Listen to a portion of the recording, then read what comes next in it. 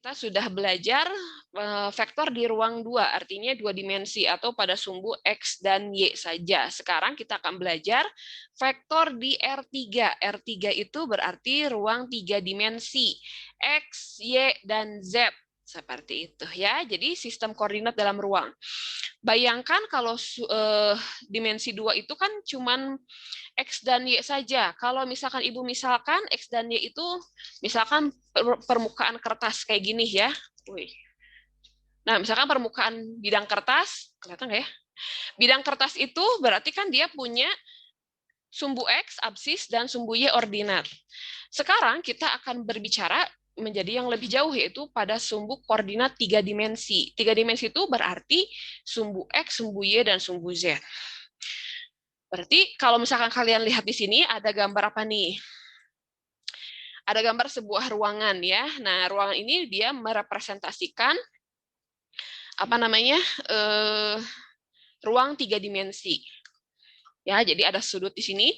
Kalau misalkan Ibu gambarkan di sini, ini adalah titik pangkalnya. Ini adalah sumbu X-nya. Ini sumbu Y-nya, dan yang ke atas ini adalah sumbu Z-nya. Jadi bisa dibayangkan ya, 3 dimensi itu anggap saja sebuah ruangan. Seperti itu. Emang ruangan sih. Nah, contoh ini bisa kita lihat pada gambar yang ini, ya, yang bawah di sini. Kalau Ibu nyatakan dalam bentuk skemanya adalah seperti berikut. Kalian bisa lihat, misalkan Ibu punya sebuah pasangan koordinat terurut, titik P. Titik P ini dia berada pada dimensi 3, X, Y, dan Z. Ya, misalkan sini titik P-nya nih, yang warna biru di sini. Maka titik P ini dia dipengaruhi nilai pada sumbu X, nilai pada sumbu Y, dan nilai pada sumbu Z. Sampai sini ada yang tanyakan dulu nggak berkaitan dengan koordinat ruang 3 dimensi? Ya, jadi kalau 2 dimensi itu apa ya? Bidang datar gitu ya. Kalau misalkan 3 dimensi adalah bidang ruang. Nah, di sini pokoknya contohnya adalah sebuah ruangan. Nah, bisa kalian lihat di sini bahwa apa namanya? Nah, sistem koordinat ini ditentukan oleh pasangan 3 terurut bilangan. Tanda dari masing-masing oktan. Oktan itu apa? Oktan itu adalah pembagian sesuatu menjadi 8 bagian. Ya, sini sekali lagi lihat. Berarti kan ketiga sumbu koordinat membentuk bidang pada bidang X, O, Y. Jadi bidang X, O, Y itu yang ini ya. Misalkan ini adalah bidang O-nya. Titik O-nya di sini ya. Berarti bidang X, O, Y itu yang ini. Nah, ini ya. Nah, ini adalah bidang X, O, Y, ya.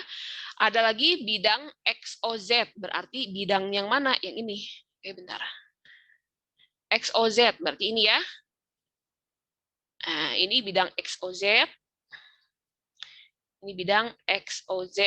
Dan satu lagi bidang Y, O, Z. Jadi ya. Y, O, Z. Nah, ini ya bidang Y, O, Z. Nah, bayang ya. Jadi, di sini karena dia itu membentuk 3 dimensi, maka bidang-bidang utama pada sumbunya itu adalah XOZ, XOY, dan YOZ. Yang akan membagi menjadi 8 bagian yang masing-masing disebut oktan 1 sampai 8. Jadi kenapa ada 8 bagian? Karena di sini bisa jadi dia itu bentuknya seperti ini. Ini sumbu koordinatnya. Itu ya. Nah, ini X positif ke depan, ini X negatif, ya X negatif ke belakang. Ini adalah Y positif ke kanan, Y negatif ke kiri, dan satu lagi Z positif dia ke atas, Z negatif dia ke bawah. Misalkan bidangnya itu di sini. Oke. Mana ya? Ini. Nah, ini ya.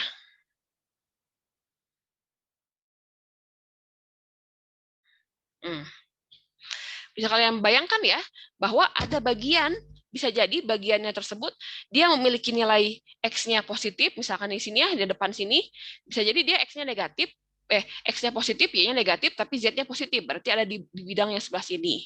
Atau misalkan dia bernilai Z negatif, X positif, Y-nya positif, berarti pada bidang yang depan. Nah, ada pembagian bidangnya ini yang mana disebut sebagai oktan. Ini adalah kemungkinan koordinatnya akan bernilai positif atau negatif, gitu ya. Nah, nilai oktan ini bisa semuanya positif, contohnya yang ini ya. Nah, ini contoh dari bidang oktan pertama. Kenapa? Karena nilai X, Y, dan Z-nya bernilai positif. Jadi ke depan gitu ya. Kalau misalkan Y-nya negatif, berarti gambarnya nggak ke sini. Kalau Y-nya negatif, ke sini gambarnya. Gitu ya. Tapi ya si Z-nya tetap di situ. Atau misalkan Z-nya negatif, berarti nanti si arahnya bisa ke bawah dan seterusnya. Jadi ini hanya menentukan tanda pada bidang koordinatnya. Ya, absis itu nama lain dari sumbu X, ordinat itu nama lain dari sumbu Y, dan aplikat itu adalah nama lain dari sumbu Z. Bisa bernilai positif atau bisa bernilai negatif. Ya. Untuk lebih gampangnya, lebih bisa dipahami, mari kita lihat contoh soal berikut ini. Nah, di sini kita mau menggambarkan apa nih? Vektor posisi dari titik A. Titik A ini memiliki koordinat 3, 2, dan 1. Nah, ini kita selesaikan seperti berikut. Kita gambarkan dulu, karena ketiganya ini adalah oktan pertama, artinya dia memiliki nilai semuanya positif, ya. Maka kita gambarkannya mirip dengan contoh yang di atas yang tadi. Ini, ya. Nanti Ibu gambarkan di sini. Oke. Ini harusnya pakai ini ya, pakai yang kotak-kotak juga itu lebih baik. Ini adalah sumbu Z, ini sumbu X, ini sumbu Y. Di sini A itu 3, X-nya 3, berarti 1, 2, 3, gitu ya. Y-nya ini X, ini Y, ini Z. Y-nya 2, 1, 2. Z-nya 1, 1. Nah, berarti kita perpanjang si garisnya, berarti perpotongannya ini ke sini, ya. Ini ke sini. Kebayang nggak? Sudah mulai kebayang belum si bentuknya seperti apa? Nah, gitu ya. Ini kurang ke sini. Nah, kebayangkan bidangnya seperti apa? Nah, titik A itu ada di sini. Ini adalah titik A. Maka vektornya bisa kita gambarkan dari titik pangkal ke titik A. Sini ya. Nah, kelihatan nggak? Ini vektornya, titik A-nya ada di sini. Seperti itu. Sampai sini ada yang tanyakan dulu nggak berkaitan dengan menggambarkan sistem koordinat ruang? Jadi mirip-mirip dengan sistem koordinat 2 dimensi, tapi ini 3 dimensi. Jadi kita cari dulu titiknya pada sumbu X, pada sumbu Y, kemudian pada sumbu Z. Oke, kalau misalkan belum ada yang tanyakan, berarti kita lanjutkan lagi. Nah, di sini vektor basis pada ruang.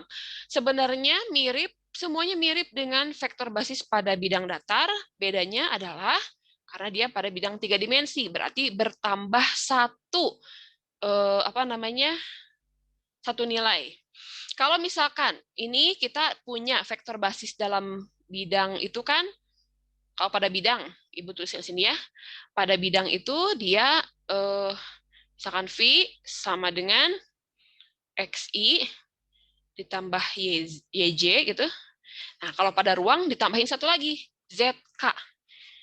Ini kalau pada ruang berarti V sama dengan XI ditambah YJ ditambah ZK. Nah, gitu ya.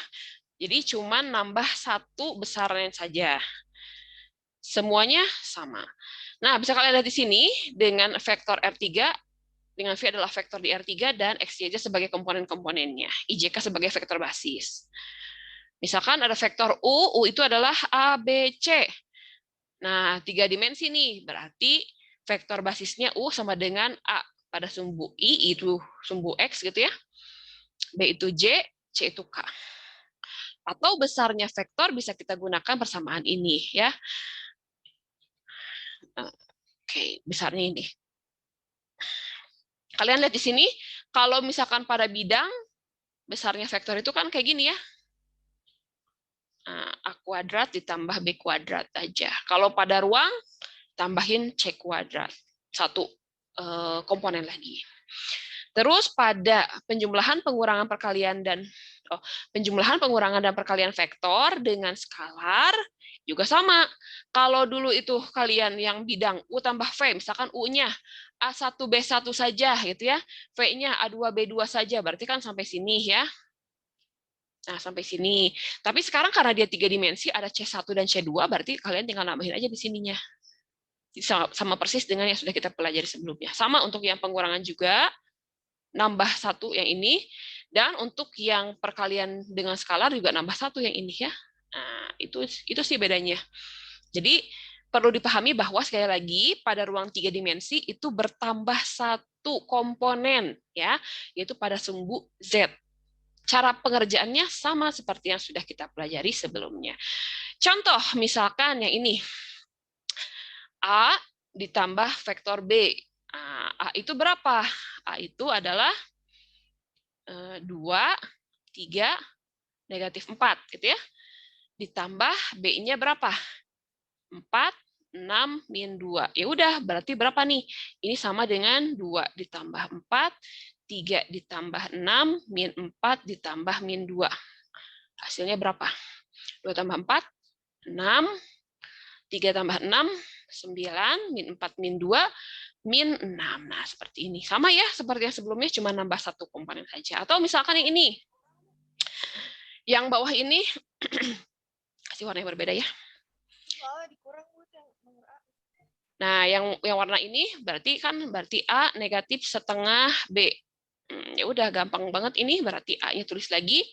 2, 3, min 4, dikurangi setengah kali B. B-nya itu 4, 6, dan min 2.